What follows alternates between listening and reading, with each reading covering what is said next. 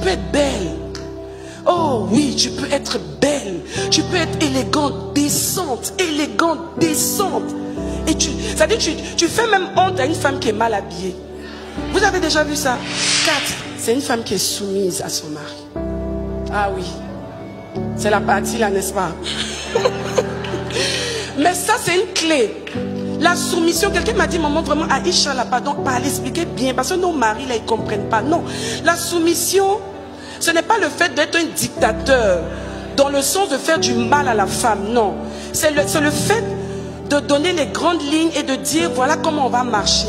Voilà ce que la Bible dit. C'est pour ça que le mari doit être quoi? Prophète, sacrificateur et roi. Un homme équilibré dans le Seigneur, avec lui, là, tu n'auras pas de problème à te soumettre. Parce qu'il connaît Dieu, il a une intimité avec Dieu, en fait. La soumission, c'est quoi? Le fait que je reconnaisse qu'on m'a appelé. Vous voyez, Isha. Beaucoup de gens disent Isha. Mais en fait, c'est Ish-A. C'est un Ish auquel on a apostrophé une Isha. Et pour ne pas faire Isha, comme il y a déjà Ish dans Isha, on fait Ish apostrophé de son A. Donc chaque Ish avec sa A. Et c'est ça qui donne Isha. Donc même dans le terme, il y a l'homme dedans. Donc tu ne peux pas faire sans lui. Tu ne peux pas être en défiance avec un homme. Ce n'est pas possible. Défier l'autorité d'un homme, ça ne marchera jamais. Tu vas te casser la figure. Je sais de quoi je te parle. Moi-même que tu vois là, j'ai lutté avec ça. Mais aujourd'hui là, je suis à l'aise. Quand Dieu m'a donné cette clé là, aujourd'hui, mais qu'est-ce que je peux demander à mon mari, puis il va me refuser ça? Oh, ça marche, hein? Non, sérieux, ça marche, ça marche. Les hommes n'aiment pas la défiance. Ils ne sont pas faits pour... On ne t'a pas appelé pour venir lui prouver des choses. On t'a appelé pour l'aider. C'est comme ça que Dieu a conçu les choses. Donc quand tu viens et vouloir le défier, ça ne marchera pas. Même chez les Woubi. Des deux côtés, femme comme homme. Il y a toujours une personne qui prend le peu. C'est comme ça. C'est ce que Dieu veut. C'est une clé. Ce n'est pas de l'avilissement. Je le dis tout le temps. C'est un mot que j'utilise tout le temps quand je parle de soumission. Mépriser. Non, mépriser l'autorité en allant en conflit, au conflit avec lui, c'est suicidaire. Et puis à la fin, c'est toi qui souffres.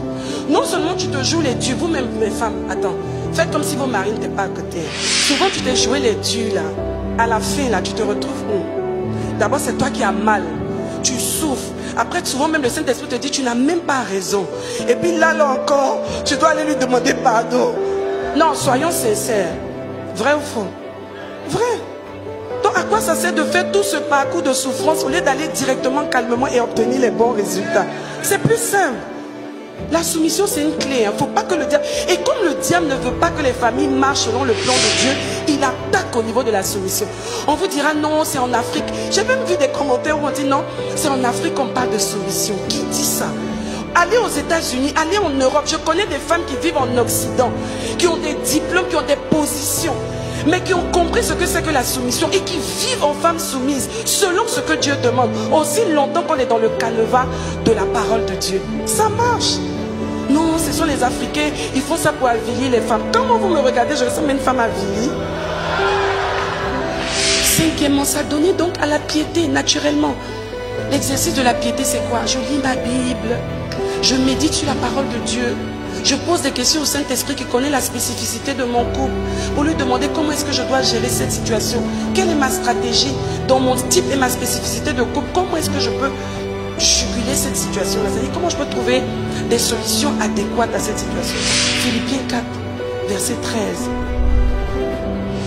Je puis tout par celui qui me fortifie. Mais comment est-ce qu'il me fortifie? Où est-ce que je puise justement la force pour être fortifié? C'est dans sa parole, c'est dans sa présence, c'est dans mon intimité. C'est là que nous puisons la force. C'est là qu'on peut continuer d'avancer. C'est là que Dieu nous donne la force de se dire non, ne te décourage pas. Ne sois pas faible. Non, non, non, ça va aller.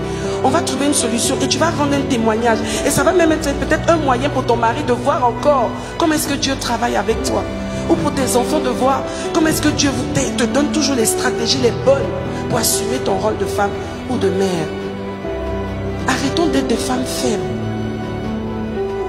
Arrêtons d'être des femmes plaintives. Oh, chez moi là-bas. Ma chère. Quand ton mari là au moins... non. se plaignent. Tout le temps que tu prends pour te plaindre, là, retourne ça en prière. Et puis accroche-toi à ton Dieu. Oui. On ne doit pas être défaitiste. On ne va pas laisser le diable prendre avantage sur nous. On va récupérer notre position et on va travailler pour bâtir nos familles au nom suprême de Jésus. Soyons des femmes fortes, des femmes spirituelles, dans la douceur qui caractérise justement les femmes que nous sommes. Nous pouvons remporter de grandes et de puissantes victoires.